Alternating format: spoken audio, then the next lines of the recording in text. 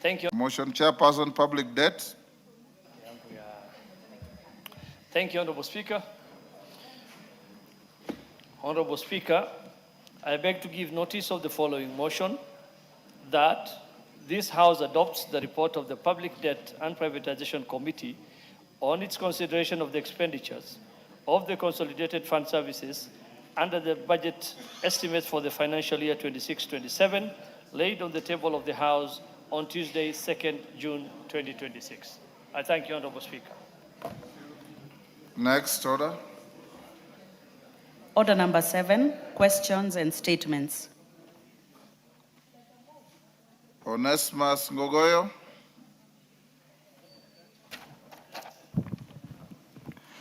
Thank you, Mr. Speaker.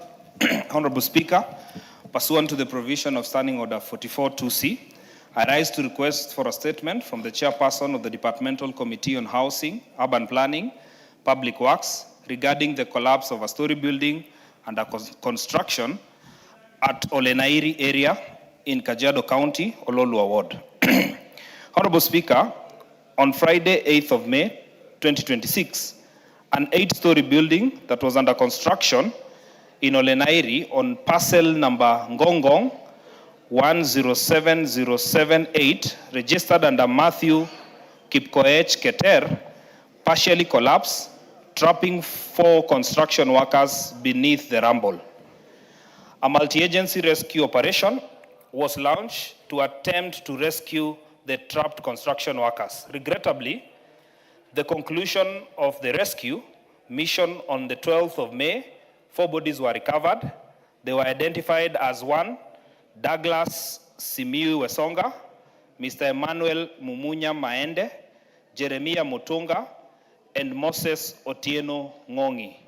Honorable Speaker, preliminary findings raise serious questions about the non-compliance with regulatory requirements and standard, the quality of works prior to the collapse of the building, and raises doubt as to whether the construction, Coast-Link Building Works Limited, was duly registered by the National Construction Authority. Further, the Olenairi area lies within the flight path zone where construction height is restricted to a maximum of 4-story. Yet the collapsed structure had reached 8 floors, raising concerns on whether the project was approved by the relevant agencies. Honorable Speaker, it is against this background that I request for a statement from the Chairperson of the Departmental Committee on Housing, Urban Planning, Public Works on the following. 1, a report on the circumstances that led to the collapse of the 8-story building at Olenairi area on the 8th of May 2026 in Ololua Ward, including copies of the approval granted for the project, whether Coast-Link Building Works Limited was registered at the time of the collapse of the building, and whether the construction complied with the approvals and the NCA standards. 2, an explanation on how the collapsed building had risen as high as 8-story at the time of the collapse, yet the area is within a flight path zone restricted to 4 stories, and action taken for violation.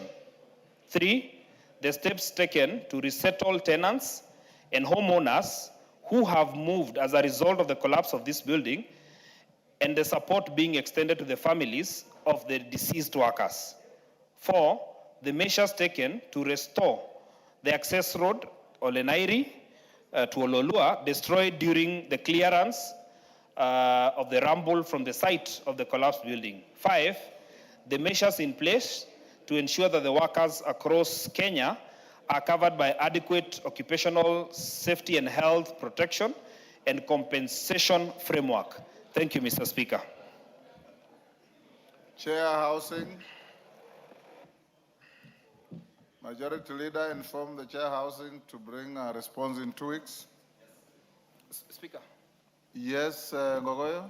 Yeah, I want to request you, Mr. Speaker, because of this building collapsing, around a circumference of about 500 meters, people are evacuated.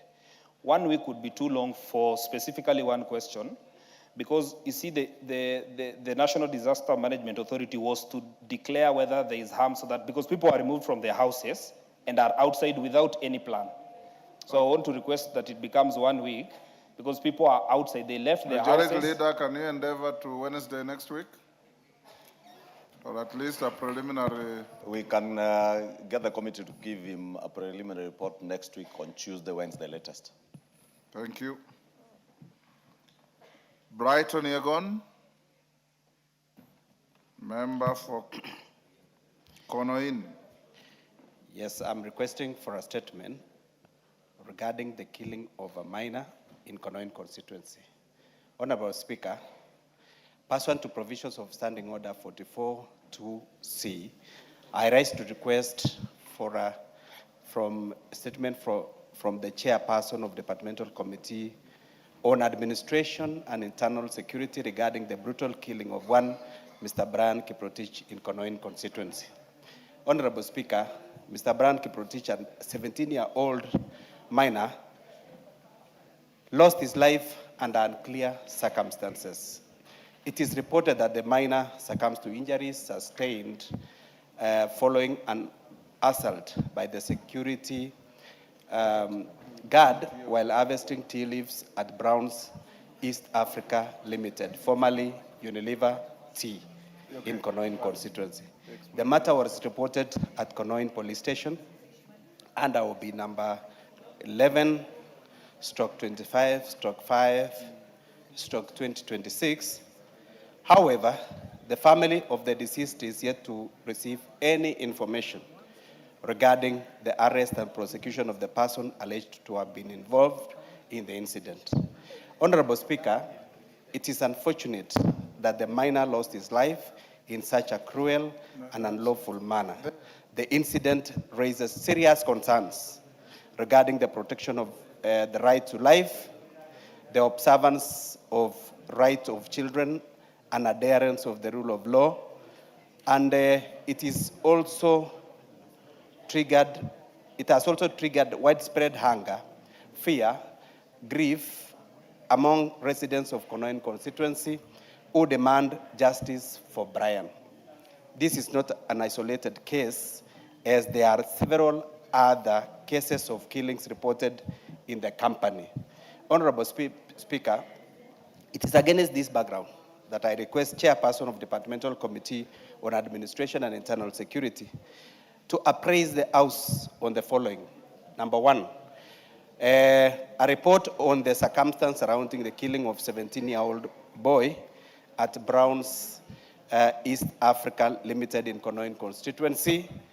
Number two, the progress made in investigation into the death and measures being taken against those responsible in the incident. Number three, the interventions being implemented to cap cases of mob justice and violence against children across the country.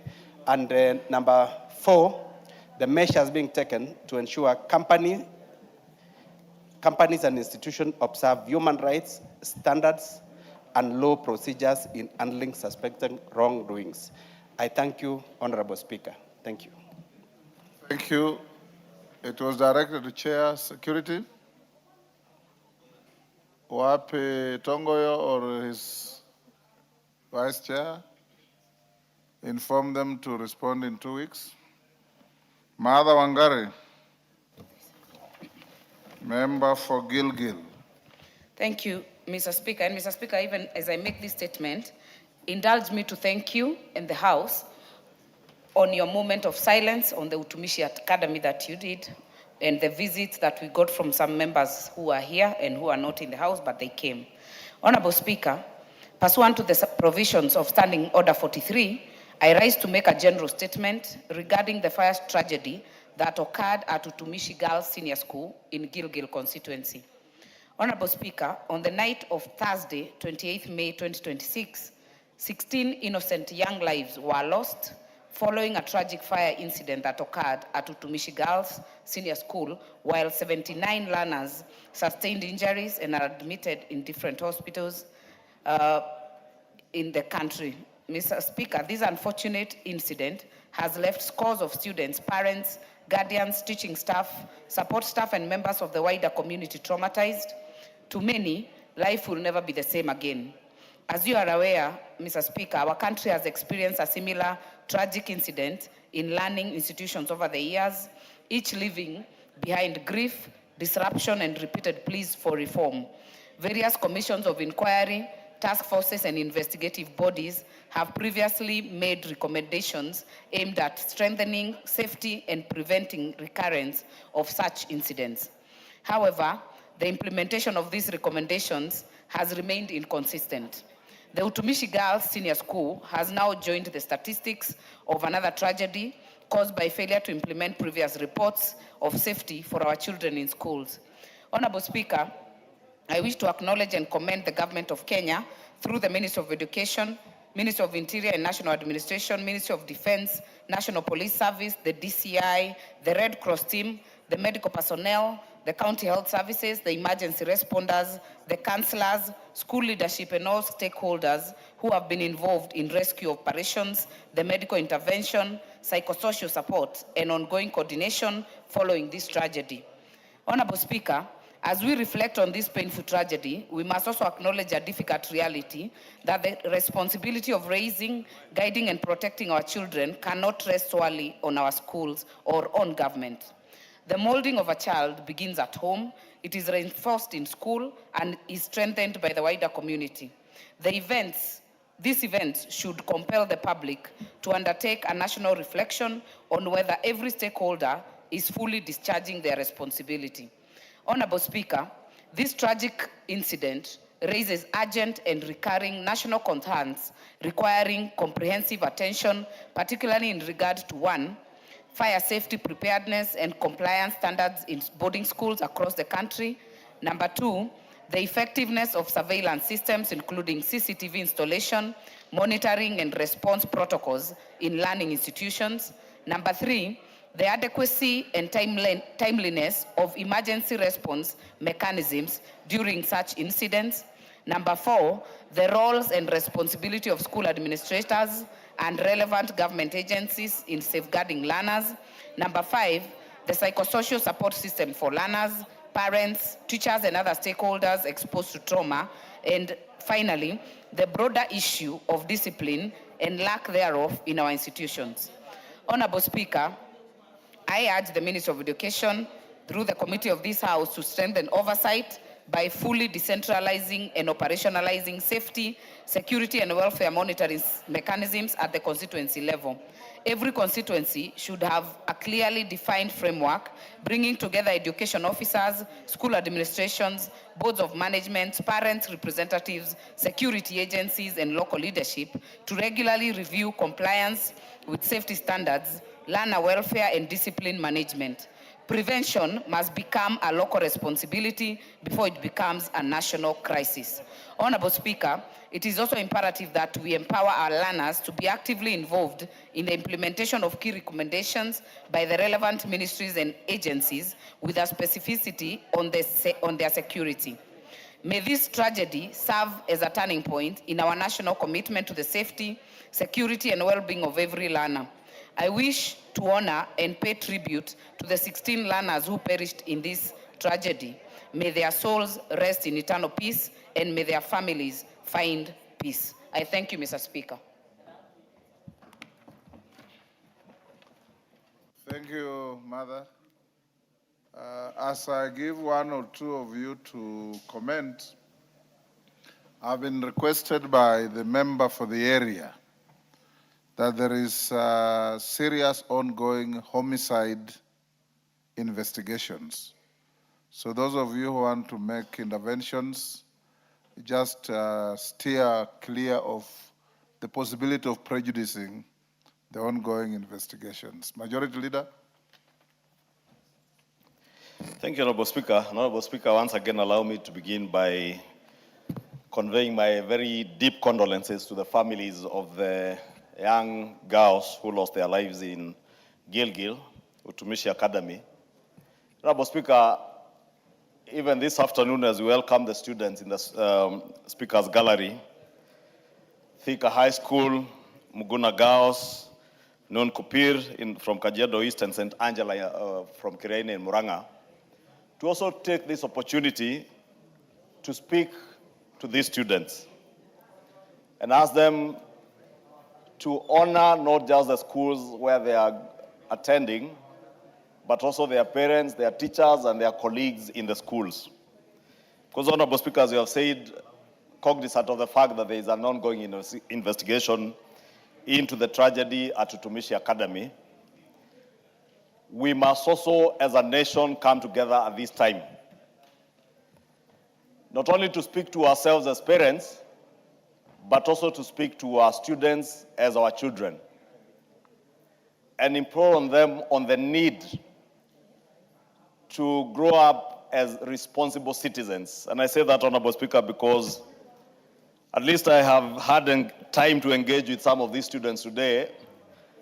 I have just met the students' president from Thika High, Terence Githuku, who is in the speaker's gallery, and two of his deputies. And I had occasion to visit Thika High together with yourself about a week or two ago, last Friday, but one actually.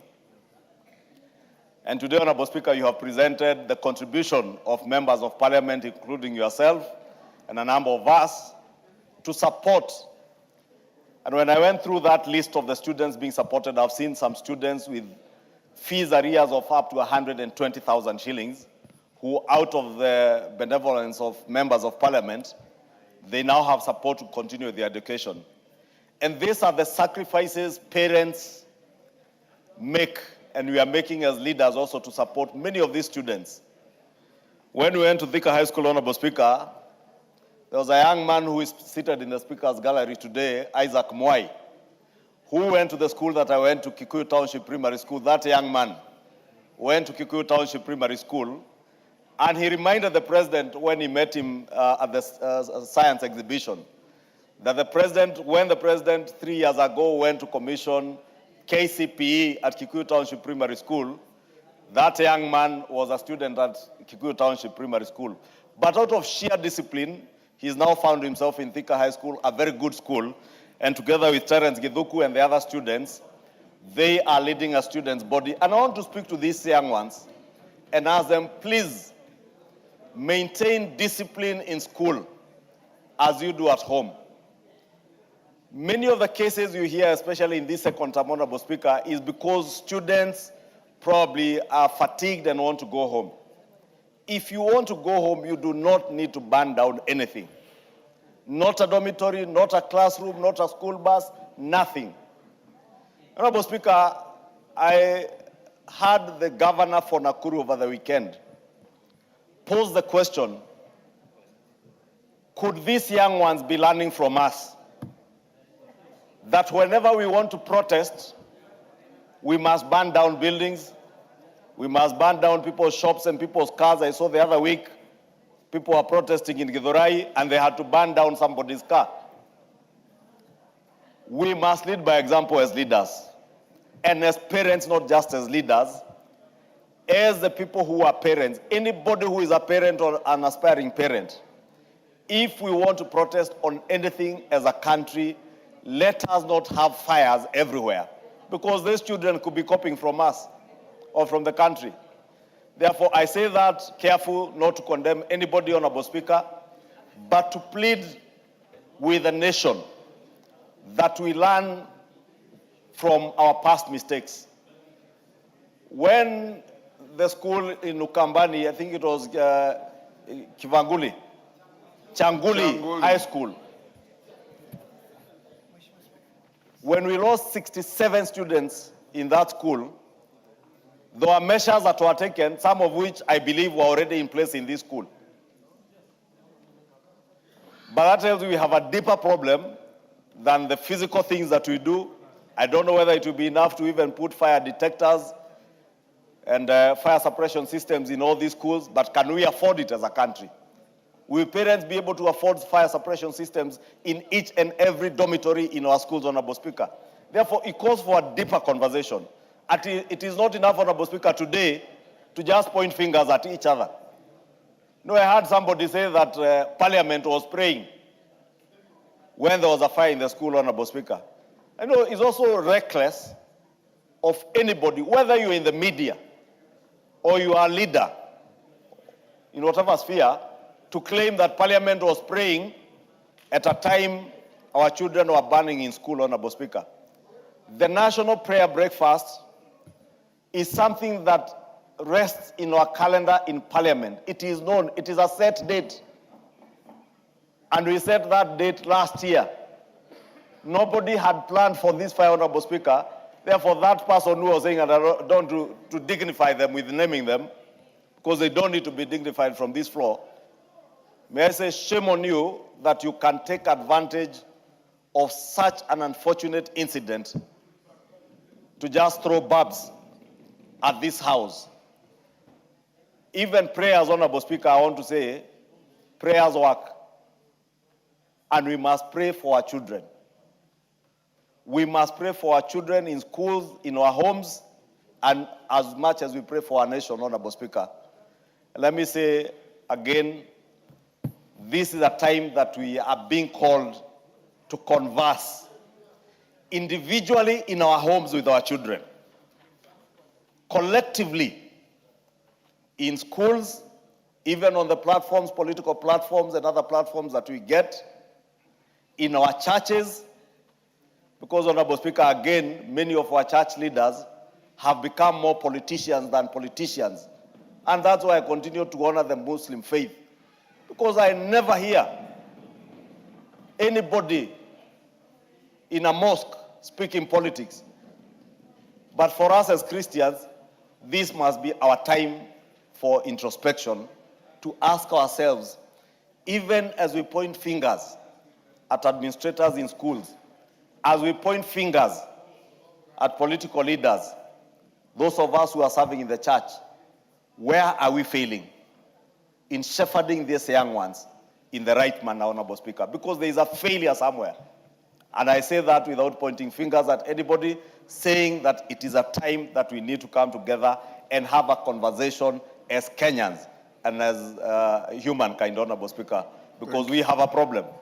And it is not a small problem, Speaker. It is a big, big, big problem. If we do not address it now, we will have more major problems in the coming days. Because these things that we see, these small incidences, a fire in a school, deaths in schools, an accident here and there, a small demonstration that turns out to become a very violent thing and you end up losing lives. These are just manifestations of a bigger problem that we must address, Honorable Speaker. My condolences to the parents. I have seen the anguish and the pain of those parents, and I identify with the pain that they feel. That you sent your young girl to go to school to secure her future, and now you have no child out of the actions of somebody else, Honorable Speaker. It is indeed painful, and I must say we must be careful what we say about these incidences, because we must remember their parents who are grieving, their siblings of those young ones. Yesterday, I was just on Facebook, Honorable Speaker, a young man share the pain that he's going through after losing the sister, and sharing pictures of the time he spent with the sister, even as she went back to school this term. And that girl is no more, Honorable Speaker. It is indeed painful, and we must share in that grief and pain with those parents and the school, and also recognize that these young ones, Honorable Speaker, even those in Utumishi, are traumatized. Maybe they never imagined it would get to what it has gotten to, but it is what it is now. It will affect them for a long time, and we must ask maybe the chair of the Education Committee to make sure they engage with the Ministry of Education to make sure that there is some level of counseling that is done to these students and those who neighbor that school. Thank you, Honorable Speaker. The rest, let's take 2 minutes each. Robert Mbui.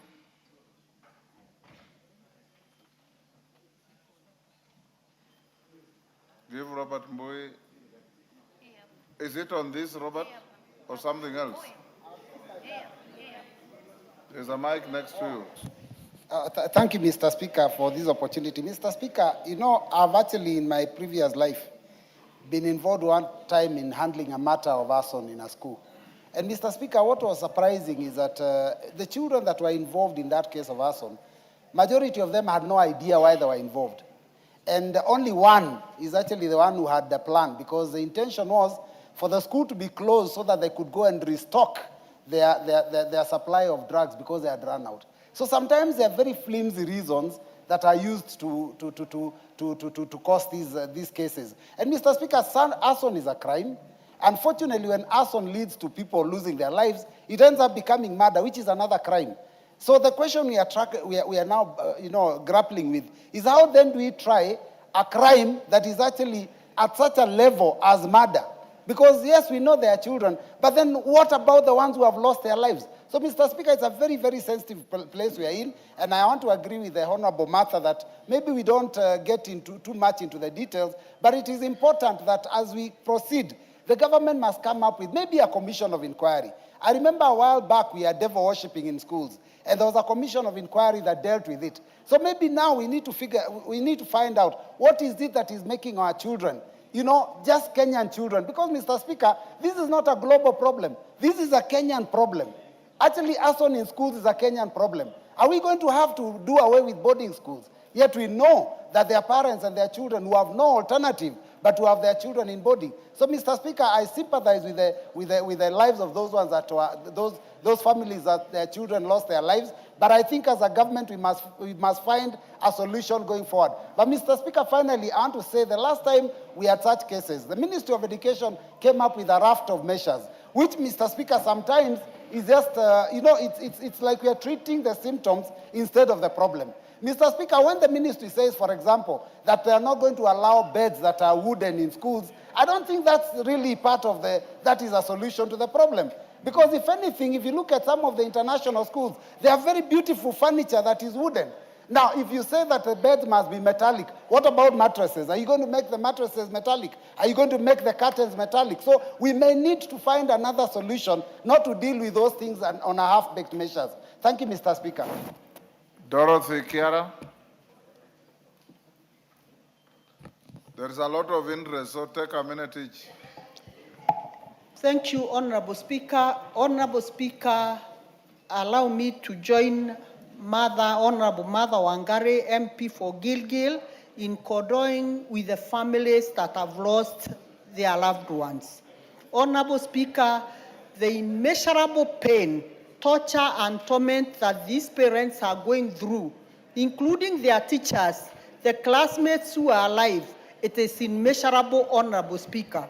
Honorable Speaker, I wish to say sincerely, I condole with those families and wish those that are in hospital quick recovery. Honorable Speaker, it is the high time that when we talk of commission of inquiries, Honorable Speaker, something that happened when Bombolulu School was burnt down, something that happened when Changuli School was also burnt down, these commission of inquiries give recommendations, Honorable Speaker, but at the end of the day, very few recommendations are implemented. It is the high time, Honorable Speaker, that we speak our mind, we search and know what is really healing our students in our schools, come out, Honorable Speaker, and come out with the recommendations that, Honorable Speaker, will cure this. Even if it means having our schools as day schools, so be it, Honorable Speaker.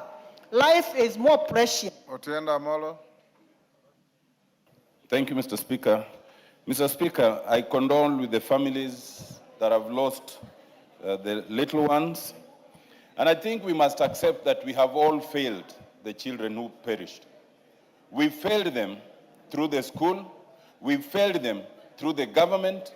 We failed them through policies. And even we as Parliament, we are part of those who failed them. We must collectively apologize that we have failed those children. Mr. Speaker, this has become a trend. The idea of banning schools and school unrest is a trend that must be examined. As we examine ourselves and agree with the majority leader, we must examine the values that we are instilling in the children. We must examine the place of religion. Many of us, when we were growing up, raising a child was a collective responsibility. Now it has been left to the parent and the teacher. The teacher is disempowered because there's not much the teacher can do other than warn. Many of us parents, once we submit the child to school, we wash our hands. The child is left to the internet. Some of the things they are doing are things that clearly can only be brought from the internet. We must re-examine even the place of access to the internet for everyone. Mr. Speaker, I say only two things as I finish. One, I think it is time that as Parliament, we form an ad hoc committee to examine unrest in schools. It is not enough to leave it to the department anymore. Secondly, Mr. Speaker, I think that we must also re-examine the circumstances that we're putting the schools to. If you look at the images of that school, and that's a high-end school, you see that the dormitory was highly congested. There were beds on the corridors, there were beds next to the door. This 100% transition without the proper infrastructure is part of the problem. I so submit, Mr. Speaker. Melly.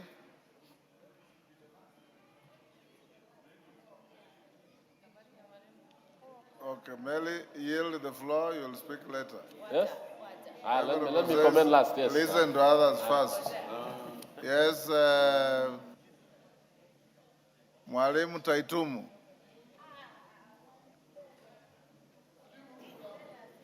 Okay, thank you, Mr. Speaker, for this opportunity. First of all, let me tender my condolences to the families that lost their young ones. Number two, Mr. Speaker, this is an exhibition of high levels of moral decadence in our society. Our moral social fabric, Honorable Speaker, is wanting. In relation to what happened in Utumisa Academy, Mr. Speaker, some principals live in ivory tower, such that there is no flow of information from teachers to the principal, particularly where we have the girls. The men who teach there, they cannot pass information to the principals because if they do, at times they are victimized, hence bringing a gap between the administrators and the teachers who should be manning those institutions. As it has been said by the majority leader, Mr. Speaker, it is said that monkeys see, monkeys do. What is happening in our society today? Your time is up. Mama Zamzam. Asante sana Mheshimiwa Spika, na mimi niweze kutoa rambirambi zangu kwa shule ya utumishi kwa watoto walioteketea na moto. Mheshimiwa Spika, ni jukumu letu sisi sote, na haswa nielezee wazazi jukumu la kumwachia mwanafunzi kwa mwalimu ni jukumu ambalo ni lake yeye mzazi, Mheshimiwa Spika. Na Mheshimiwa Spika, hii ni mambo ambayo yametokea, sio mara ya kwanza Mheshimiwa Spika. Ni wakati umefika mambo haya yaweze kuangaliwa, na mwalimu pia niweze kumwelezea kuwa ikiwa mwanafunzi unaona na uzito wakati wa mtihani, tusiwasukume sana. Na nielezee pia wanafunzi, na wengi wako hapa, kuanguka mtihani sio mwisho wa maisha. Pengine hii ndio inafanya mtoto anaona mtihani umetolewa tarehe 16 hadi tarehe 2 hapa anaamua kuchoma shule. Hawa ni criminals Mheshimiwa Spika, wanafaa kuwe ndani, na wazazi pia wa take responsibility. Tumepoteza watoto wengi sana Mheshimiwa Spika, akiwemo mtoto kutoka Mombasa. Kwa hiyo mimi na Kangogo Bowen.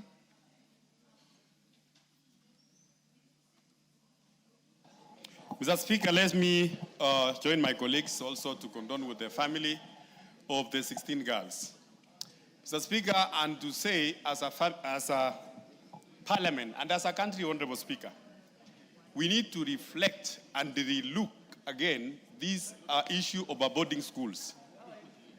Mr. Speaker, if you check in the developed countries, there are very few or even no boarding schools. I think we need to relook about boarding schools as a country. Number two, Honorable Speaker, we need to come up as a country and also as a ministry, and the Chairman of Education, Meli, must listen to this, Honorable Speaker. We need to have a standardized and policy, especially on the domes across the country, Honorable Speaker. You will find that there's, what we saw from those domes, they were very congested. In a cube which is supposed to take 12 girls, they are more than 12. Wangwe. Thank you, Honorable Speaker. Honorable Speaker, allow me to join my colleagues to condole with the family of the 16 girls who lost their souls during the inferno. Honorable Speaker, whereas the fire was taking off in Utumishi, it also happened in my constituency. 2 schools, Emulama Primary School and Ingotse Boys High School, Honorable Speaker, together with Chabuisi High School. Honorable Speaker, this is a bad precedent that we are seeing. The issue we must look at is, can we call for a whole comprehensive understanding, maybe through Parliament and any other investigatory organization, authority, Honorable Speaker, that the Parliament sets up an ad hoc committee, the way my colleague has said, to look at what is happening in fires across the country. Honorable Speaker, listening to what is happening, quoting my place, Honorable Speaker, is that a few of my students had issues, but the principal did not bring out those issues on time, Honorable Speaker. Can we have a way of Thank you. McLeod, death has no gender. Thank you, Mr. Speaker. My very sincere condolence to the parents who lost their loving ones, and quick recovery to those students who are still having injuries. Mr. Speaker, I am one of the first members of Parliament to be in that school, together with the Minister for Education, the PS, and the Minister for Interior. Mr. Speaker, what I saw is not very good for this country.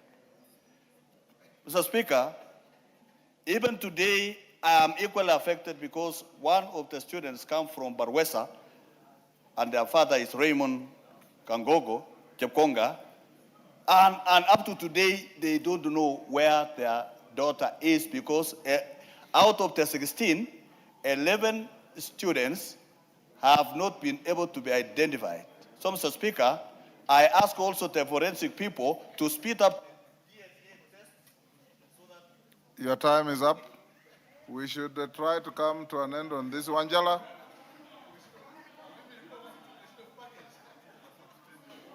Wanjala? Yes, thank you, Honorable Speaker.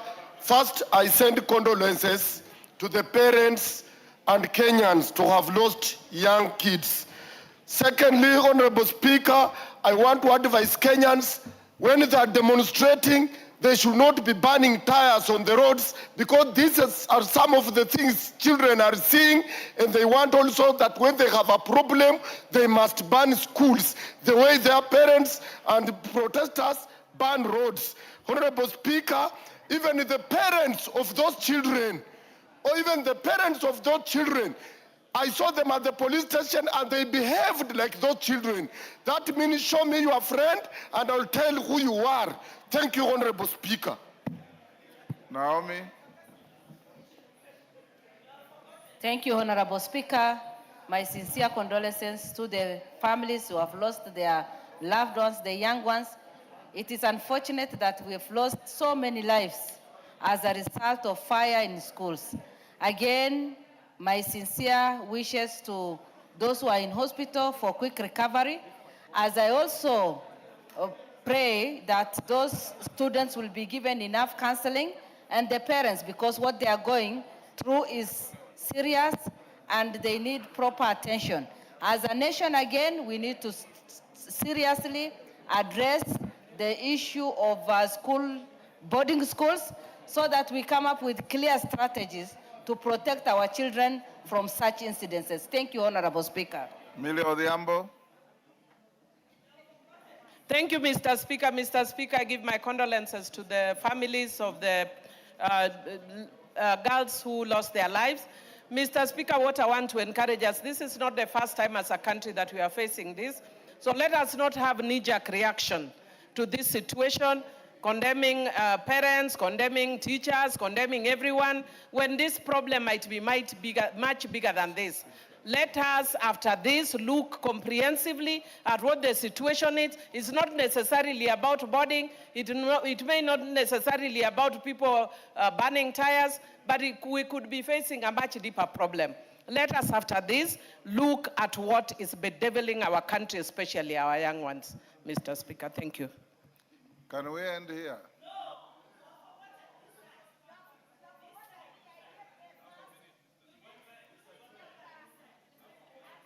Omongina.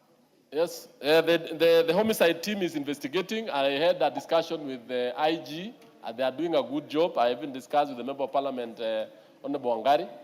But the idea here, Speaker, is actually to crack the whip, especially on management, on the issue of overcrowding, and more importantly, also let's come back home and see how we can carry out the discipline process in homes, not only in schools, and even across the country. What's the point Honorable of Speaker. order? Milemba, Yes. take your seat, Meli. The honorable member, who is also the chair of education, is very well aware that is the one who presided over the intake process of the grade 10. And it was done in such a manner that there was no limit. And schools are under serious pressure, Honorable Speaker. And even preliminary investigations are showing that the girls who banned the dormitory were grade 10. And he presided over that process together with the minister. Is in order to say... I already directed Milemba that don't say anything that would prejudice the homicide investigation. Apologize, Honorable Speaker. So please let me ask him to be very, very candid and also very straight that there's something wrong in the policy of intake which has made the students to be completely congested. By the way, Honorable Speaker, it's all in all the boarding schools, and let's do away with the boarding schools. Thank you, Honorable Speaker. Carola Mond, what's your point of order? Honorable Speaker, I just wanted to inform Honorable Meli that all we have been discussing is the hardware, but we have the software, which I did present successfully before his committee, the Education Laws Amendment Act, that would enshrine our national values in the curriculum, because what we are dealing with is failure of national values. Actually, what we are now discussing is the hardware portion of it. But if you look at the situation in Utumishi, it is collapse of the value systems that has led to this crisis. And could now the honorable member, majority leader, speed up the tabling of the education amendment laws so that we can entrench nationhood science as a mandatory subject in our national curriculum to deal with this kind of problem? Yes, Thank you, Honorable Speaker.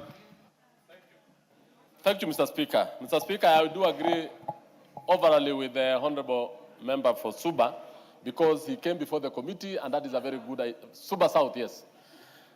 But, Honorable Speaker, I do not agree with my good friend, Honorable Milemba, because I do not preside over admission processes in this country.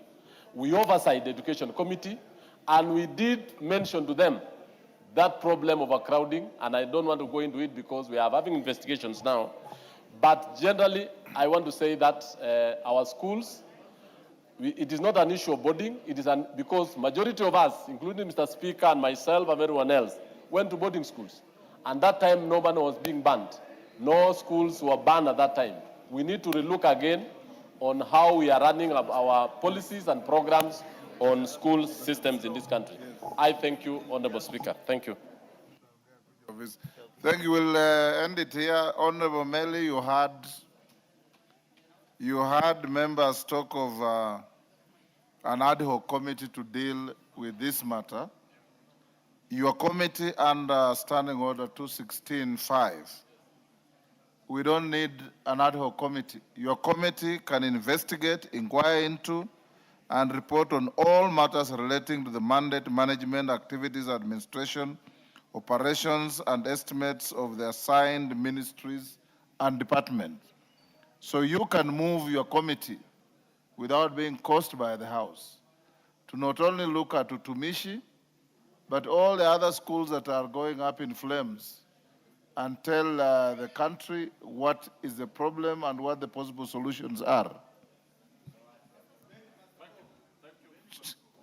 Thank you, Mr. Speaker. I take it up, and I think that that has been the issue, because when I was discussing yesterday, the IG told us that the homicides are out. Now we are going to sit down and see how we are going to investigate and carry out those issues, not only for Utumishi Academy, but the whole country. Thank you. Member for Thika, what is it?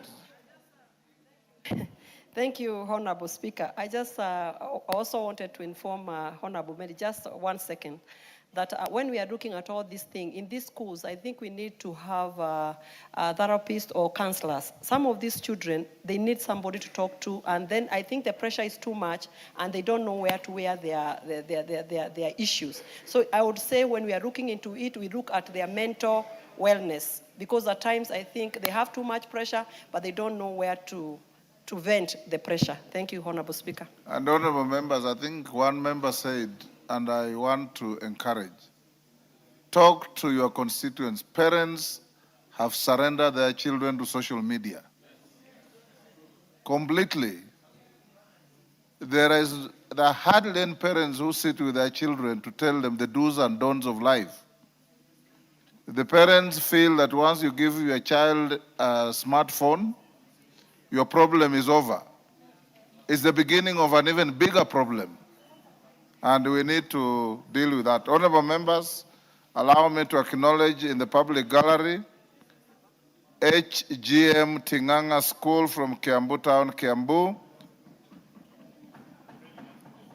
Mwanyalo Comprehensive School from Undanyi, Taita Taveta, Mutwangombe School from Mwingi Central, Kitui, Kiriti Senior School from Tetu, Nyeri, and from the Speaker's Gallery, Ruadia Girls School from Kangema, Muranga. On my behalf and on behalf of Parliament, we welcome the students, their teachers, and those accompanying them to the House of Parliament. The next statement, the response, is Gitari in the House. Honorable Gitari, and the Chair, Administration and Internal Security. I've been informed that in Ngeleche, you are holding brief for the Chair. Are you? Are you ready with the statement response? Speaker. Go ahead. Thank you. This is a statement on the operationalization of administrative units in Kirinyaga Central Constituency. Mr. Speaker, the Member of Parliament for Kirinyaga Central Constituency, Honorable Joseph Kitari, has requested to be appraised on the delay in the operationalization of administrative units in his constituency. The Honorable Member particularly sought to be informed, A, the reasons for the delay in operationalization of the administrative units within Kirinyaga County, specifically Kenyei, Kadare, and Kiaga administrative units, and B, the expected timeline for full operationalization of administrative units, including deployment of personnel and provision of the necessary infrastructure. I state as follows. A, the reason for the delay in operationalization of the administrative units within Kirinyaga County, specifically Kenyei, Kadare, and Kiaga administrative units, Honorable Chair, the Ministry has adopted a phased approach in the operationalization of new created administrative units across the country to ensure equitable distribution of resources amongst all counties. This phased implementation was necessitated by budgetary constraints that have affected the deployment of personnel, establishment of offices, and provision of necessary infrastructure and logistical support for the units. Consequently, the operationalization of Kenyei, Kathare, and Kiaga administrative units in Kirinyaga County has experienced delay due to the inadequate funding. Additionally, the ministry is developing regulations to guide the process and modalities for the creation of gazettement of new administrative units across the country. A key requirement in the gazettement process is the demonstration of adequate public participation in line with the provision of the Constitution of Kenya 2010. Additionally, the government must consider the financial implications associated with the establishment of new administrative units, including the issuance of authority to incur expenditure, that is the AIE payment, of personnel emolument and facilitation of officers deployed to the new stations. B, the expected timeline for full operationalization of an administrative unit include deployment of personnel and provision of the necessary infrastructure. Mr. Speaker, the timeline for the full operationalization of the administrative units is dependent on the availability of adequate budgetary resources. Once additional funding are availed, the ministry will immediately commence the deployment of personnel and provision of the necessary infrastructure and logistical support required for the operationalization of the gazetted administrative units. The ministry remains committed to bringing government services closer to the people and therefore appeal for the National Assembly to allocate additional resources to enable the ministry to operationalize all gazetted administrative units across the country. Thank you, Honorable Speaker. Gitari, that is very clear. Is there anything else you want to prosecute?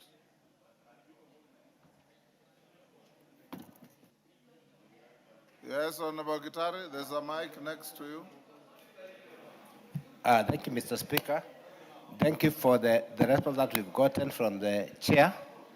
Mr. Speaker, the only thing that I wanted to inform the chair is that public participation was done for all those sub-locations. Maybe we can talk of the budget constraints and the others, but that was done. LHA?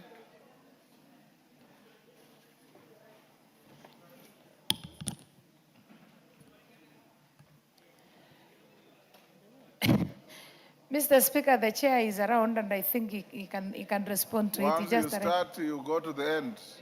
This is not a relay. Thank you. Yes. We'll end it there. Yes, Junet?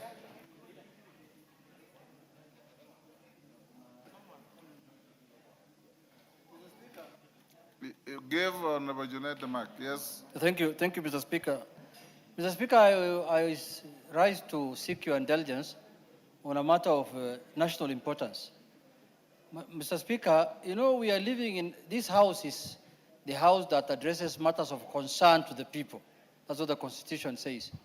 And we are in an era, Mr. Speaker, of misinformation, disinformation, and all kinds of things through the social media and all other media, places. So, Mr. Speaker, there is this issue of Ebola in the country, and a lot of issues has been raised about it, quarantines facilities in different parts of the country, but we, as a house, we don't have clear information or clear, information from the executive on how the matter began and what is happening and what is the plan and what is the way forward. So it was, I was seeking your indulgence if you can summon the minister, the CS for Health, to appear before the House so that he can explain and give the correct information to the representative of the people so that we can disseminate the right information to the people. Thank you, Mr. Speaker.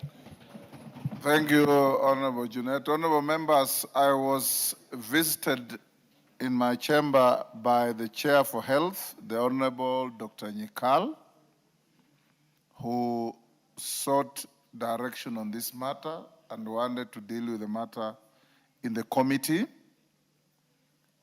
The matter was also raised in House Business Committee, and the House Business Committee resolved, and I have directed that tomorrow at 2:45, we will have the Minister for Health, the Honorable Duale, in the House for strictly 1 hour because tomorrow is an allotted day, and I've instructed the majority leader to communicate with the Honorable Duale to be in Parliament not later than 2:30, so that at 2:45 we give him 1 hour, and the members with concerns will make their interventions after he gives a statement to the House.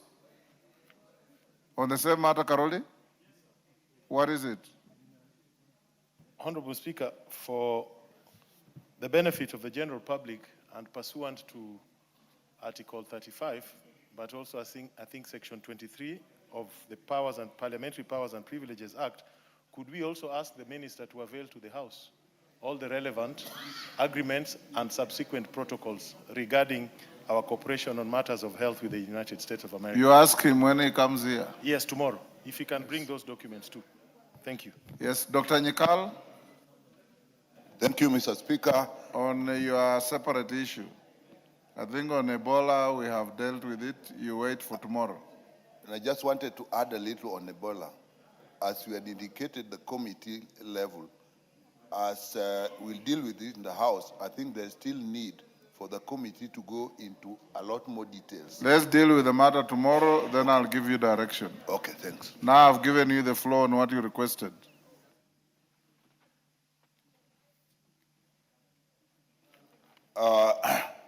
Thank you, Mr. Speaker.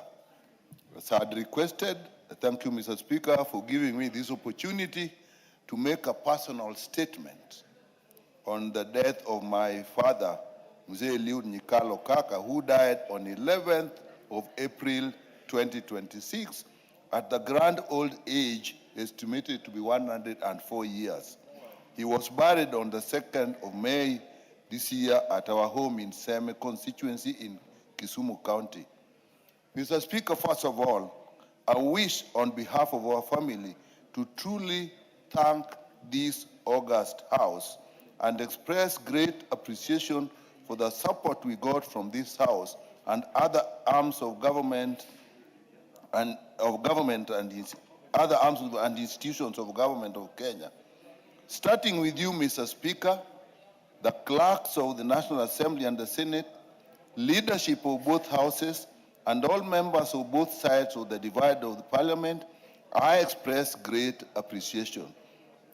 I express more appreciation for 3 members of parliament, Honorable Patrick Munene, Honorable Ron, and Honorable Martin, who coordinated very closely with our family during the preparation for the Mzee's funeral. Mr. Speaker, I also got a message of condolence from His Excellency the President. Many cabinet secretaries and principal secretaries passed their messages. Some principal secretaries also visited our home in Seme to grieve with the family. Mr. Speaker, some of this I did not really expect at all. Mr. Speaker, governors from various counties passed condolences and support to our family. Numerous colleagues from this House visited our home. From the medical fraternity, professional bodies, and academia condoled with us.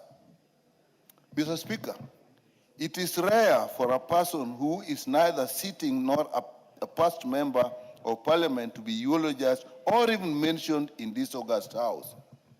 You, Mr. Speaker, offered my father this rare opportunity to be mentioned and eulogized in this House. As a man who valued education, hard work, integrity, and good governance, I believe his spirit will appreciate this. Mr. Speaker, the presence of so many members of parliament, so many of you, my colleagues, at the burial on the 2nd of May left me humbled and members of our family speechless. They didn't expect it. Many governors also attended.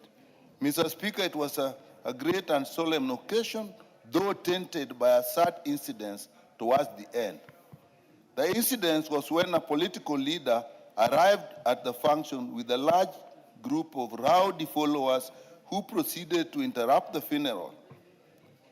The group harassed political leaders, some of whom had to leave before the service was over. Many mourners were frightened and scattered. Mr. Speaker, this incident raises a serious national issue on how we, as political leaders, conduct ourselves at funerals. Funerals are sad and painful occasions for families where they need utmost peace to grieve. Are they really the occasions to settle political scores with other leaders or demonstrate political might at the expense of grieving families, visitors, and scattering mourners?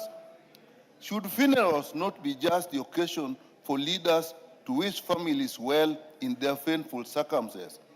Is humility not a core of service to the people? Mr. Speaker, is our habit of moving with great and rowdy crowds in our families and crowds in funerals and disturbing families and the public in general, is it in order? Mr. Speaker, is it not possible that our standing orders may even look at our conduct in public, particularly where there are serious interference to public order?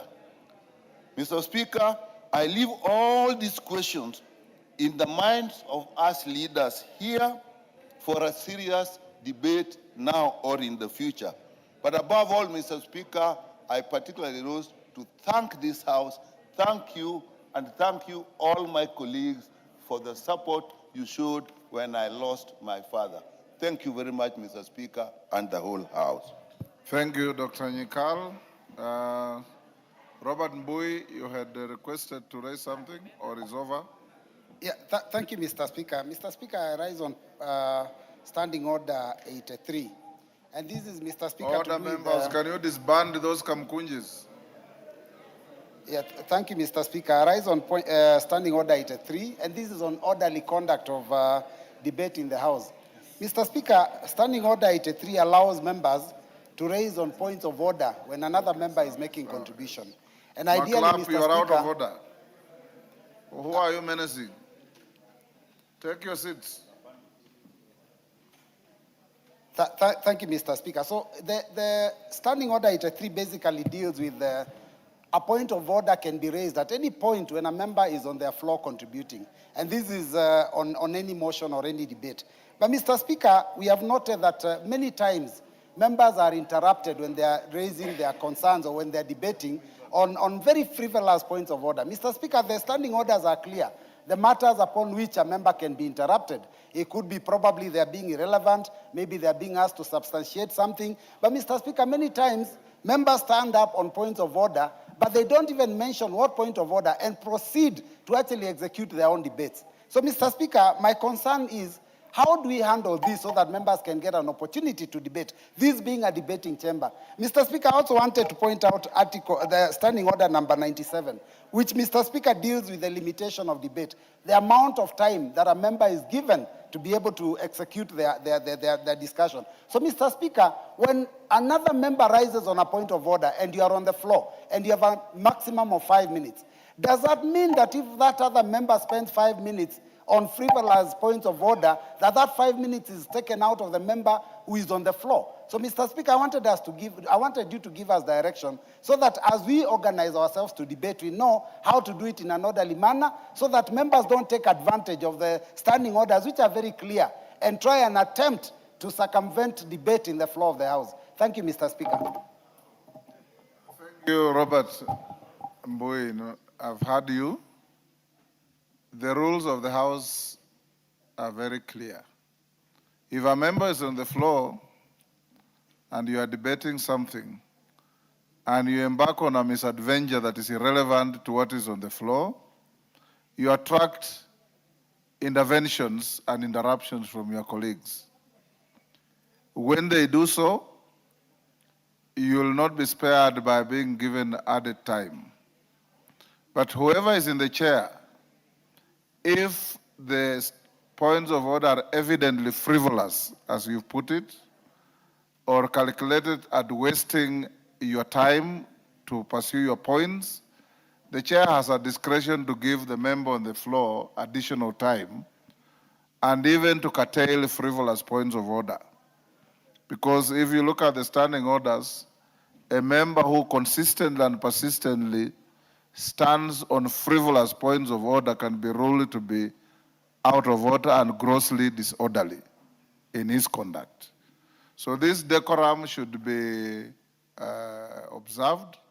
But I've always also told you that the cant and banter of debate is such that we are not in a church where the priest's homily is not interfered with.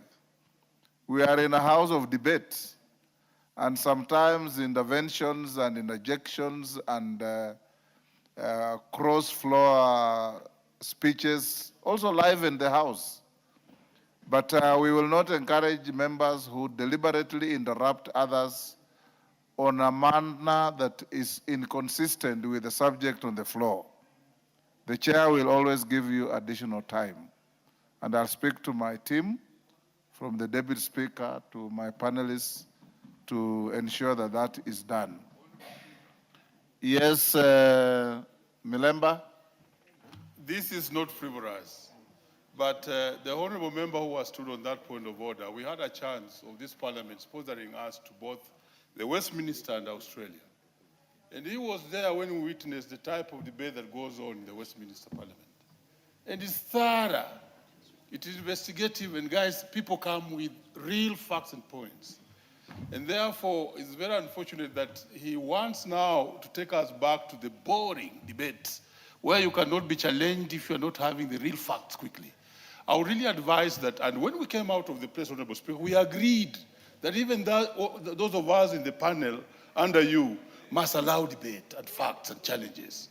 I want to remind Honorable Mbui Honorable that Milemba, you are saying what I've just said. So you are irrelevant.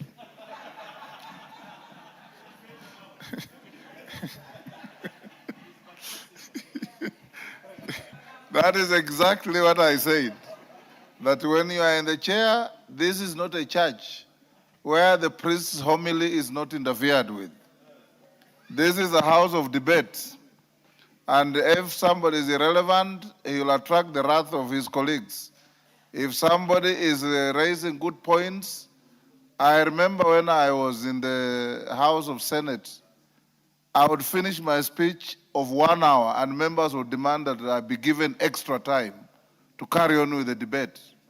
Because you are speaking relevantly and educating your colleagues on issues before the House. But if you stand here and you start attacking your DO, who is not a member of, who is not a subject of debate in this House, certainly will attract other members to tell you off. Next order. But thank you for raising that, Robert. We want to have quality debate and members to be given time to debate matters meaningfully. Yes, Millie?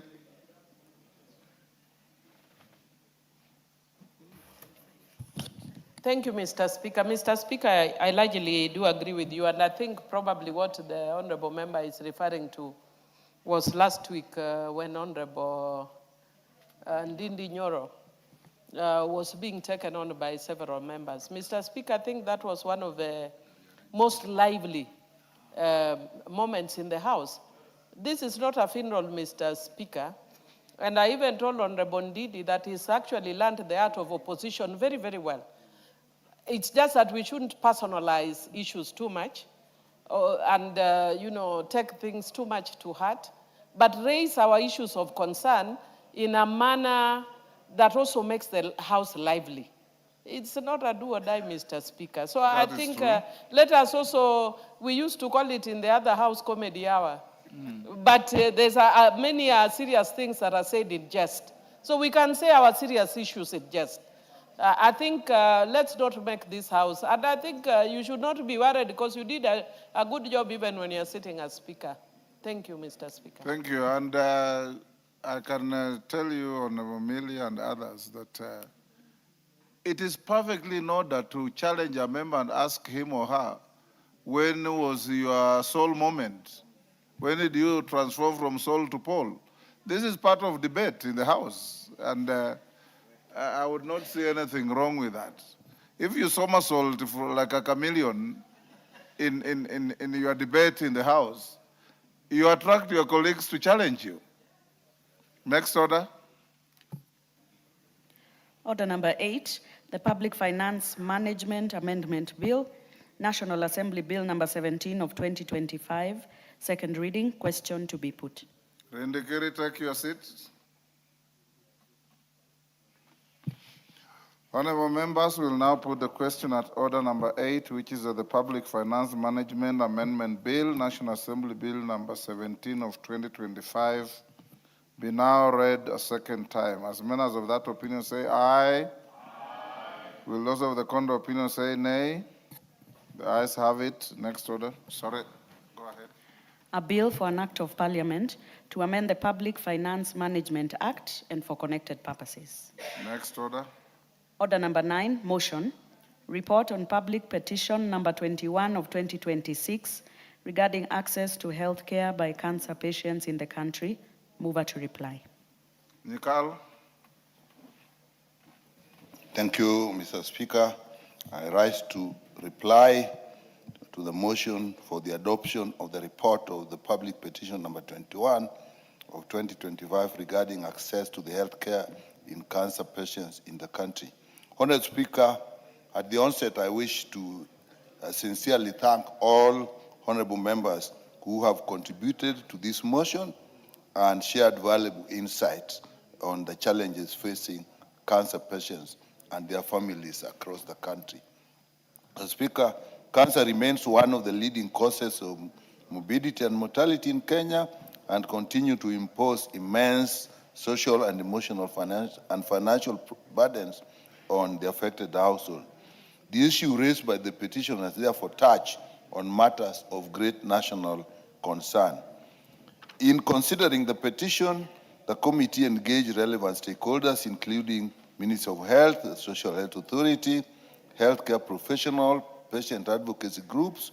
The committee carefully examined the systemic challenges affecting access to cancer, including inadequate screening and for early detection, unequal contribution of oncology facilities across the country, shortages of specialized healthcare personnel, high costs of diagnosis, treatment, and supportive care, delays in accessing treatment services, limited public awareness on cancer prevention, management, and financial hardships faced by patients. Mr. Speaker, honorable members who contributed to this motion rightly emphasized the need to strengthen preventive health care and screening. The committee agrees that early detection is really the answer, and I think that is part of the recommendations we have. The committee further notes that the concerns raised regarding the concentration of special cancer units in few centers, and members express the need to have cancer facilities and cancer centers in various places, parts of the country, equally distributed, to actually avoid long-distance travels and associated expenses. The committee also appreciates the concerns raised in affordability of treatment. Despite ongoing reforms in the health sector, many cancer patients continue to incur significant out-of-pocket expenses. And Mr. Speaker, the members noted, and rightly so, that the benefit package we have for cancer patients now is low, and we recommended that this be increased from 450,000 per year to 800. And Mr. Speaker, I can actually report that that has been acted on, and it is in the report of the committee. Additionally, members highlight the importance of investing in human resource. The committee concurs that increasing number of oncologists, oncology nurses is extremely important. And Mr. Speaker, the committee's recommendations are intended to support ongoing efforts and of the government and other stakeholders. Mr. Speaker, we also noted, and members also rightly noted, that there may be need to actually amend some laws, particularly in relation to SHA. And one of the issues that came about is that SHA is not performing because many patients with cancer actually enroll and get treatment at the same time. So there's need to look at some waiting period. And Mr. Speaker, the committee has actually made proposals on the laws that need to be reviewed. That is part and parcel of this report. Mr. Speaker, if we pass this report as it is, then the next move is to get those proposed amendments in place to try and improve the services for cancer patients and all patients in our country. And with that, Mr. Speaker, I beg to reply. Thank you. Members on their feet, take your seats. Professor, take your seat, the nearest.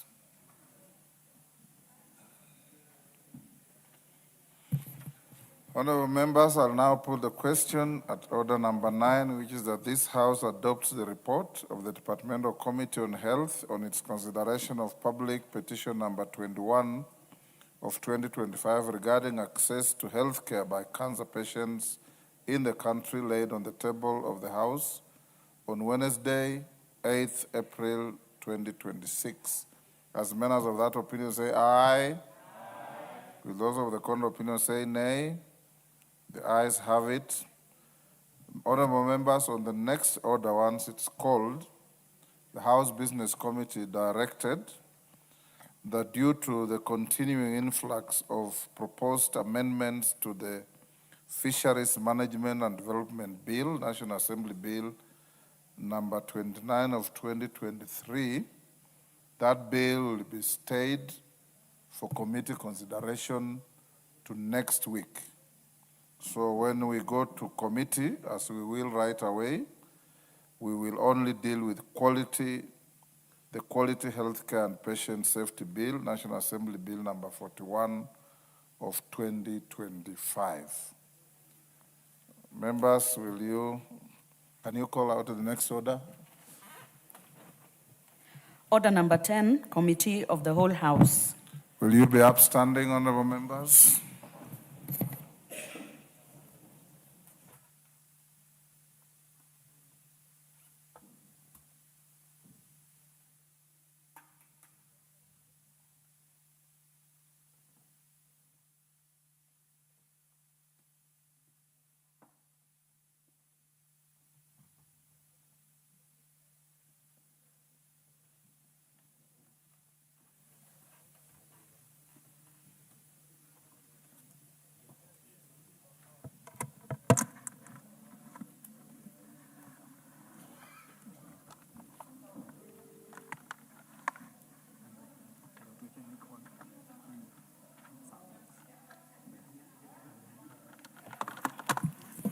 Honorable members, this is the Committee of the Whole House on the Fisheries Management, Quality Health Care and Patient Safety Bill, National Assembly Bill number 41 of 2025.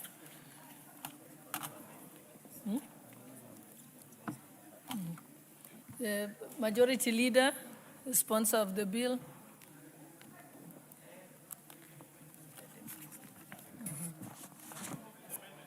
Honorable Owen.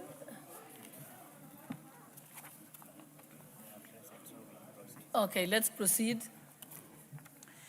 Clauses 3, 4, 5, 6, 7, 8, 9, 10, 11, 12, 13, 14, 15, 16, and 17. I propose the question that clause 3 to clause number 17 be part of the bill.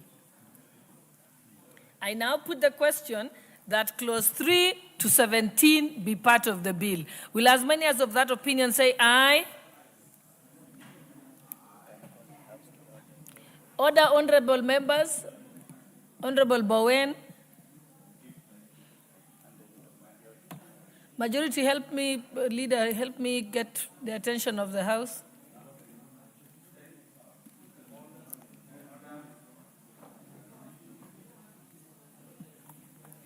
Order, honorable members. Members are not even concentrating, so nobody's responding to the ayes have it. Could you disband that Kamkunji?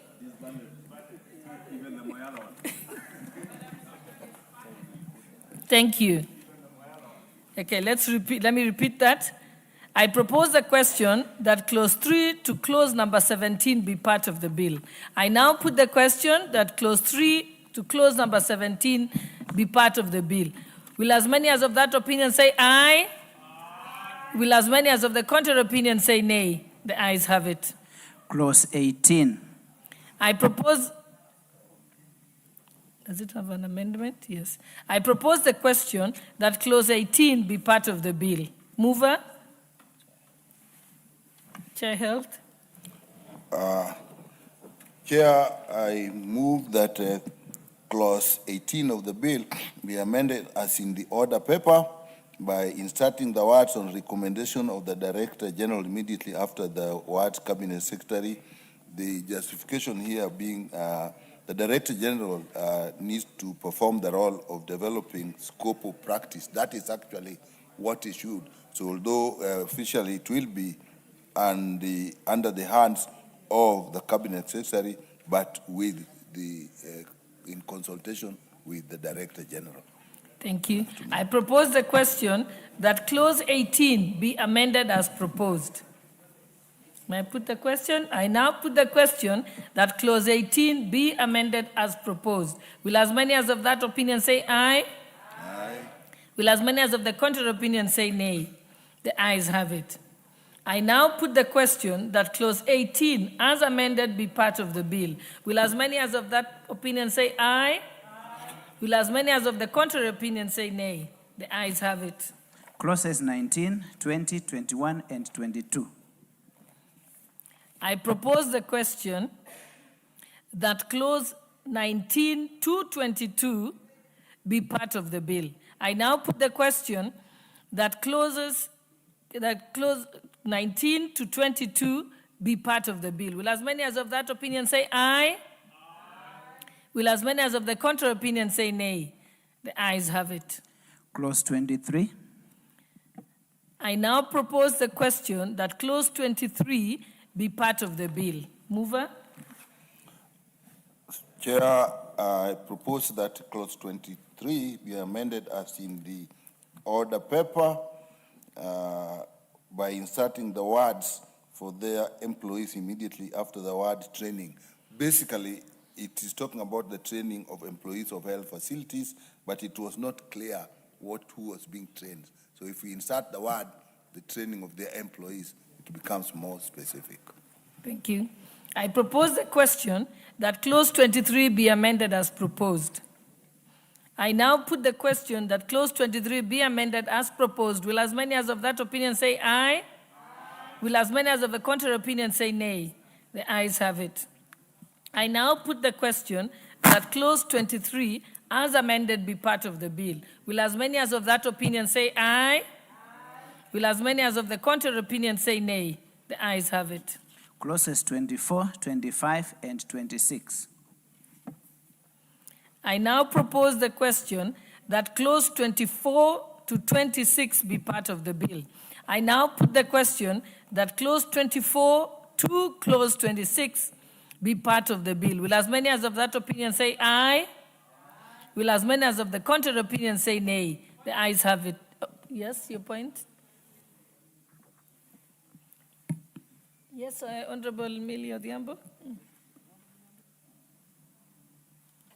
Thank you, Chair. Chair, maybe I was a bit distracted, but are we on 27 or 26?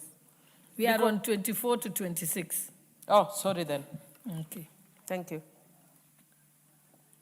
I now put the question, I now put the question that clause 24 to 26 be part of the bill. Will as many as of that opinion say aye?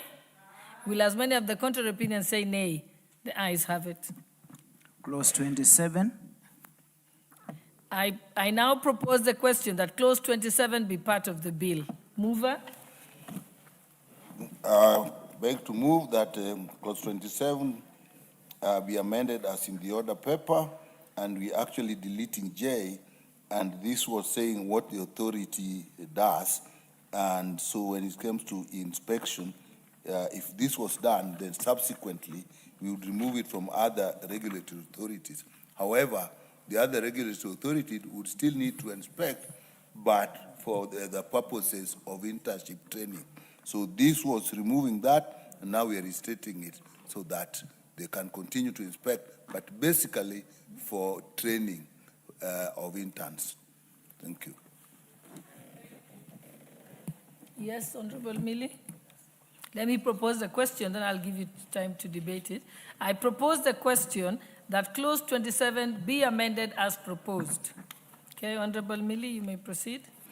Thank you, Chair. Chair, I just need clarification from the Chair of Health, because their proposed amendment is actually to delete J, and he has not quite given a good reason for deleting J, because from what the clause 27 says is a function of the authority shall be to inspect and accredit health facilities for purposes of internship and training. I don't know why they think they should not be doing that, unless I misunderstood this amendment. Chair, you may clarify. Explanation is that if we establish this authority, it is dealing with facilities, management of facilities. We still have other regulatory authorities that are dealing with the issues of internship and training. So if we then have this in both facilities, then of course there'll be a conflict. So the issue here, if it's removed here, then it now resorts to the regulatory authorities that deal with training and internship. Yes, Honorable Millie, are you satisfied? Thank you, Chair. Chair, I would want to persuade the chair of the committee otherwise, because even though there are many regulatory authorities that are dealing with training, but it's general training on health matters, but this is specifically on healthcare and patient safety. So it's really very specific. It's not generally about, medical care. And Chair, because this is really, really a good bill, especially for those of us who are concerned about human rights, and because we are focusing specifically on the healthcare of patients, then we are looking at an authority that is looking at training that is tailored specifically to that. So I don't know, I'm requesting the chair if he could reconsider that, because this is a very specialized training. Yes, Honorable Makali Mulu. Yeah, thank you, Honorable Chairperson. Maybe in addition to what Millie is saying, instead of deleting, maybe you can qualify that J by indicating that that training is specific to the safety issues. And that will still sort out the issue. Okay, Chair. Chair, if you look, it is about facilities. Like when you go to D, you will see enforce compliance with quality of health care, inspect health facilities for compliance with the quality of health standards. And so what we are really doing here, let me try to explain it further. We are creating this authority, and what this authority is going to do is actually look at the quality of care in facilities. So when it is inspecting, it's inspecting in terms of delivery of services. Now, there are other regulatory authorities like in this, like the Medical Practitioner Dentist Council, the Nursing Council, the Clinical Officers Council. They are particularly for training. So their role is to go and visit those facilities if those facilities are good for training. Facilities may be adequate for offering services, but they may not be adequate for training. Now, what they were trying to avoid is where you have somebody then can say, but I can also qualify this facility for training, but another one says, I don't qualify this facility for training. So we thought, make it very clear, because if you're talking of service provision, the quality of care and so on, that is taken up in all if you look at all the other parts, it dealt with that. So this one of training, particularly internship training, is specific, and we don't want it to be actually be done by more than one authority at the same time. So that is why actually it is being removed from there.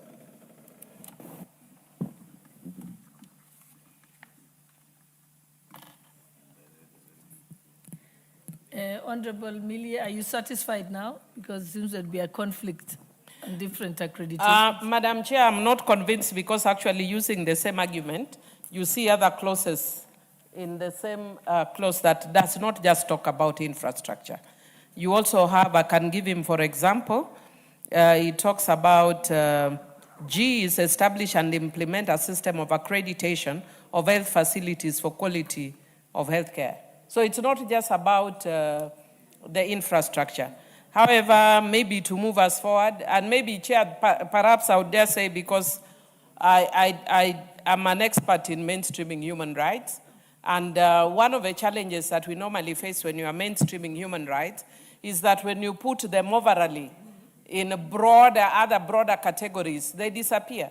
And that is why, for instance, that you have a very specific bill on the rights of patients. Otherwise, the Healthcare Act already has, the Health Act already has a section on the rights of patients. But maybe to move us forward, let's go, but there is really no harm leaving it there so that you have a very specific body dealing with rights, training. Maybe just as Honorable Makali Mulu has said, that perhaps we could have qualified it to say that, that the training is specific on human rights or rather on the rights of patients. But maybe to let us forward, I can let it pass. He's let it pass. Okay, thank you, Honorable Millie, for being gracious. So, where is it? I now put the question that clause 27 be amended as proposed. Will as many as of that opinion say aye? Will as many as of the contrary opinion say nay? The ayes have it. I now put the question that clause 27 as amended be part of the bill. Will as many as of that opinion say aye? Will as many as of the contrary opinion say nay? The ayes have it. Clause 28. I now propose the question that clause 28 be part of the bill. I now put the question that clause 28 be part of the bill. Will as many as of that opinion say aye? Will as many as of the contrary opinion say nay? The ayes have it. Clause 29. I now propose the question that clause 29 be part of the bill. Mover? Chairperson Health? Chair, I beg to move that clause 29 be amended as in the order paper, and starting with one, inserting the words in the health sector immediately, the words in paragraph F, and if you go into paragraph F, what you find in paragraph F is when you are dealing with the experience, you want experience of this person appointed to be in relation to the health sector. So that is why that other word is being inserted. And if you move into 2, when we are talking of to represent, then we are talking, this talking of nominated by, we are looking at if there people are represented and the appointment is done by the cabinet secretary, that representation is actually lost. So it is normally better that the group that is being represented is nominated. The person who is representing is being nominated by the group they are representing, but then of course is appointed by the cabinet secretary. And the other one is the word public appearing in that consumer bodies. We want representation of the consumer bodies so that you don't just have health people that are being in the board, but you want the consumers also be represented. Then also inserting a new paragraph, representative of statutory regulatory bodies appointed by the cabinet secretary. As I indicated, these regulatory statutory bodies are now being removed from regulating facilities and being left to regulate basically the personnel, the professionals. But it is still important that they have a say in what actually is happening. So let's give an example.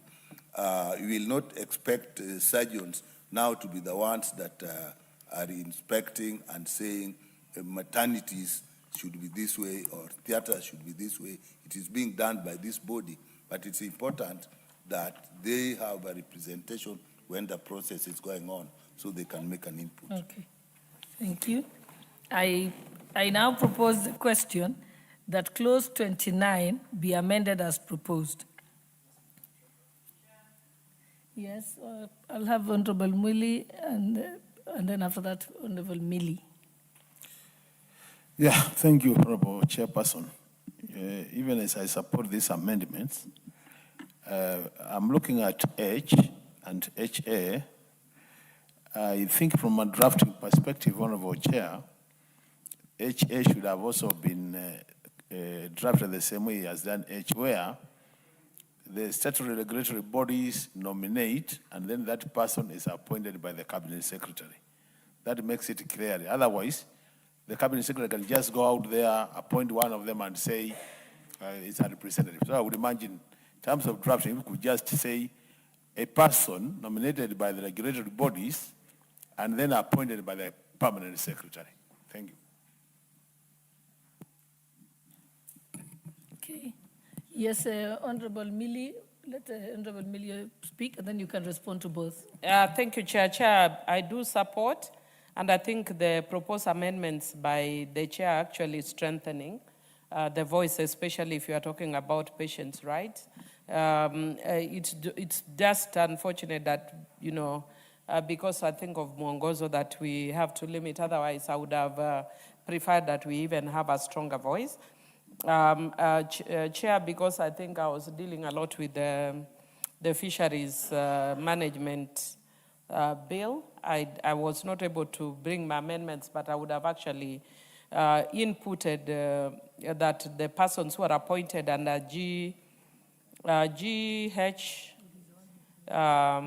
I think, should be persons, consideration should be given to gender, age, and regional representation. I think that should always be a standard provision as provided in our constitution. But otherwise, I support. Okay, yes, Chairperson? I just say that I actually do agree with the comment of Honorable Makali, and if in just terms of formatting it, you can say nominated by, and then by the regulatory authority and appointed by the Cabinet Secretary. I have no problem with that. Okay. And then, okay, then we can do as a further amendment that that is under HA, a representative of statutory regulatory bodies appointed by the bodies, nominated by the bodies and appointed by the Cabinet Secretary. I think that, yeah, this does it. A person nominated by statutory bodies and appointed by the Cabinet Secretary. Is that correct? Yeah. Okay. You want me to sign it or it's adequate? It's okay, it's on the hand side. Yeah.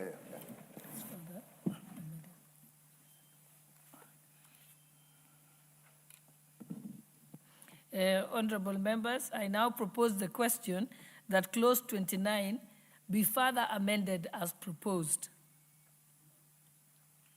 I now put the question that clause 29 be further amended as proposed. Will as many as of that opinion say aye?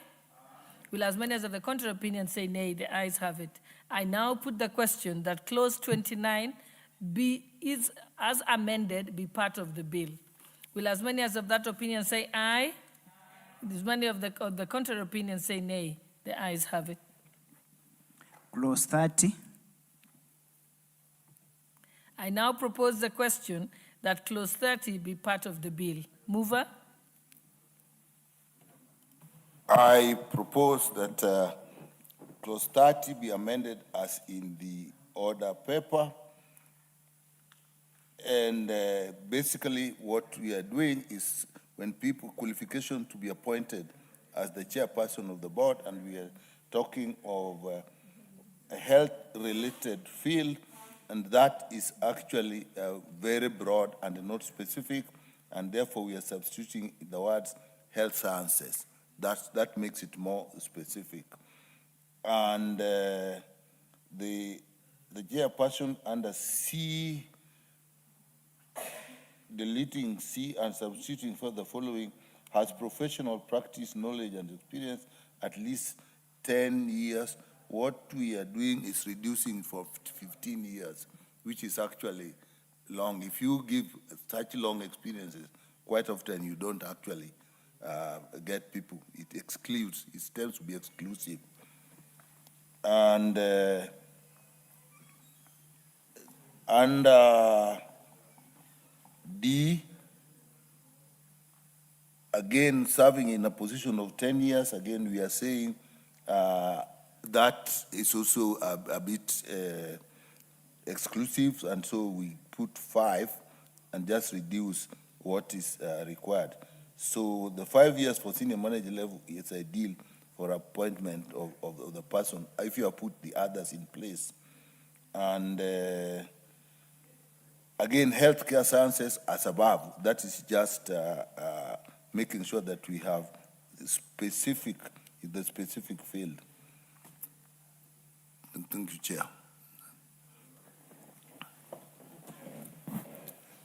I now propose the question that clause 30 be amended as proposed. I now put the question. Yes? Okay, let's Honorable Oundo, then Honorable Mili, and then Honorable Makali.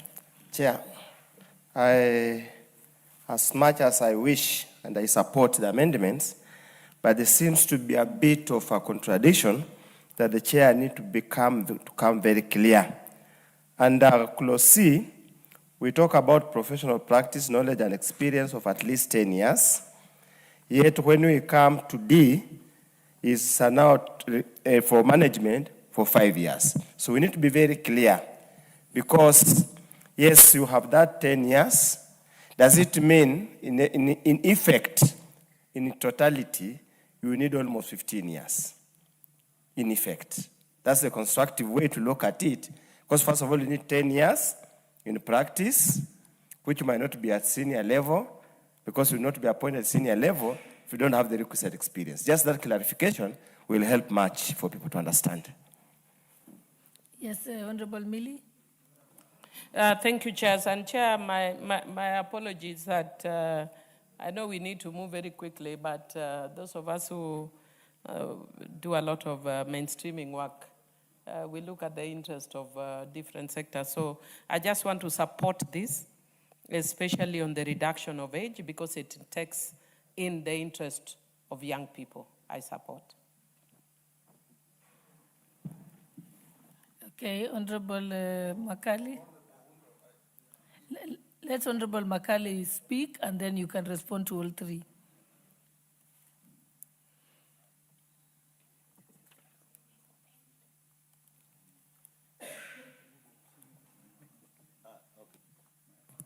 Okay, thank you. What I wanted to say is that even as I agree with this amendment, for me, I think the chairperson of the board might not necessarily be a healthcare worker, because that's basically chair. I've actually sat in boards where the chair even Swahili lecturers, and they have done very well. I would remind the secretary being a health-related person, but the chairperson of our board, we should leave that open to somebody who can really move the board to do their work effectively. Thank you, Honorable Chairperson. Okay, Honorable Chair. For Honorable Undo, it not need necessarily be actually 15. It might actually be 5. It could actually be 10, because if it's those 10 years, you have also had the professional experience, then the other 5 years come in. So actually the maximum would then probably be 15, but it could be as low as 10. And then for Honorable Makali, if you look at professional practice, knowledge, and experience, it's at least 10 years in health governance, leadership, health administration, or even public policy. It has been made broad enough. It has not been restricted to health, technically health people. Okay. I now put the question that clause 30 be amended as proposed. Will as many as of that opinion say aye? Aye. Will as many of the contrary opinion say nay? The ayes have it. I now put the question that clause 30, as amended, be part of the bill. Will as many as of that opinion say aye? Will as many as the contrary opinion say nay? The ayes have it. Clauses 31, 32, 33, and 34. I now propose the question that clause 31 to 34 be part of the bill. I now put the question that clause 34 to clause 31 to clause 34 be part of the bill. Will as many as of that opinion say aye? Will as many as of the contrary opinion say nay? The ayes have it. Clause 35. I now propose the question that clause 35 be part of the bill. Mover? I propose that the bill be amended as in the order paper, and basically what we are doing here is, once again, when saying health-related field, that is rather broad, and we need to be more specific. Healthcare sciences. Now, healthcare sciences is also broad, but brings all the health professionals in.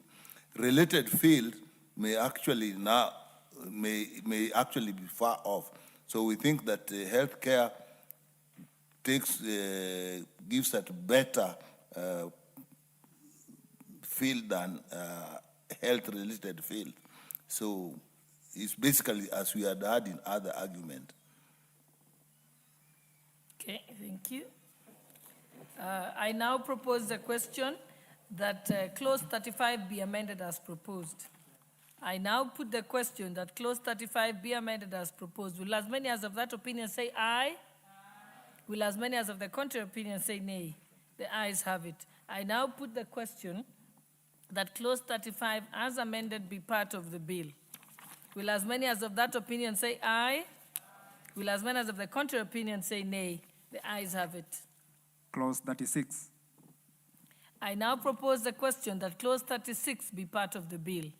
I now put the question that clause 36 be part of the bill. Will as many as of that opinion say aye? Will as many as of the contrary opinion say nay? The ayes have it. Clause 37. Okay, I now propose the question that clause 37 be part of the bill. Mover? Chair, I propose that clause 37 be amended as in the order paper, and the justification is this: as it is now, it just states the corporation secretary shall be the secretary to the board, and leaves it at that. What is being done is now the corporation secretary shall be secretary to the board, and you are giving actually the mandate. So it's giving a lot more detail on what the corporation secretary will do.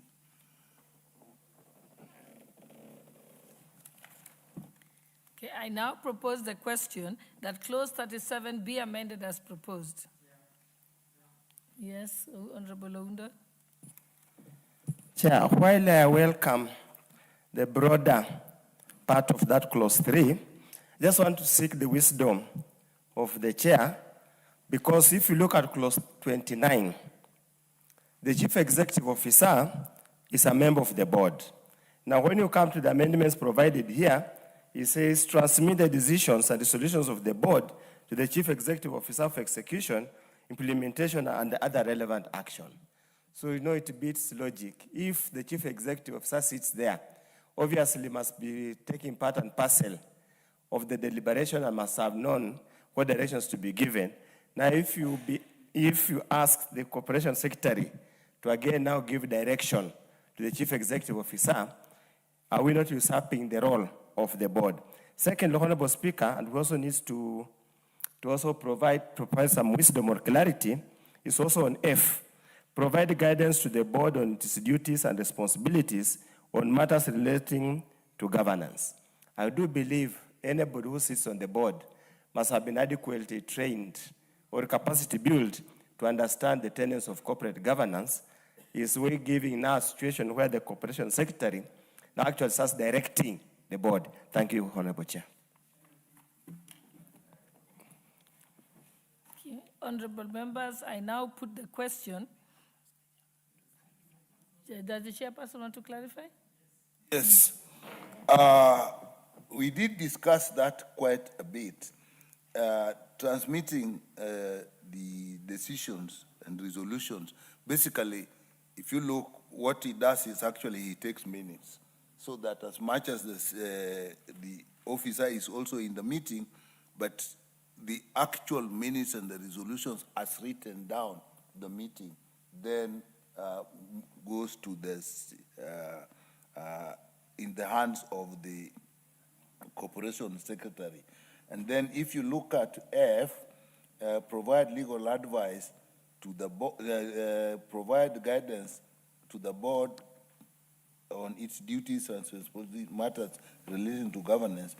It goes with E, where it's providing legal advice. And I think this comes from a mwongozo that actually says all our corporations should have a corporation secretary.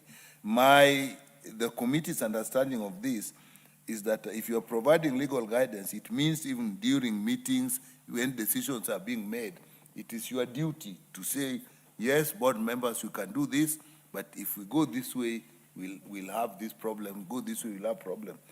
If you've been in this many of these governance meetings, that normally becomes very necessary. As boards are making decisions, there's somebody who looks at the letters of the law. To some extent, in my view, the way we have legal officers in our committees, so that they guide you until you go that way, you may be not within the law. That is the understanding of the committee on this amendment. Yeah, and I think this is pretty much standard practice, actually. Okay. Are you satisfied, Honorable Owunda? That explanation, I'll let it go, but I just want to tell you, you have made a corporation secretary a little more powerful, and it will cause discomfort to the CEO, but time will tell. But surely we can't deal with insecurities of a CEO in the legislation. Thank you. I now put the question that clause 38 to 48, I now put the question that clause 37 be amended as proposed. Will as many as of that opinion say aye? Will as many as of the contrary opinion say nay? The ayes have it. I now put the question that clause 37 as amended be part of the bill. Will as many as of that opinion say aye? Will as many as of the contrary opinion say nay? The ayes have it.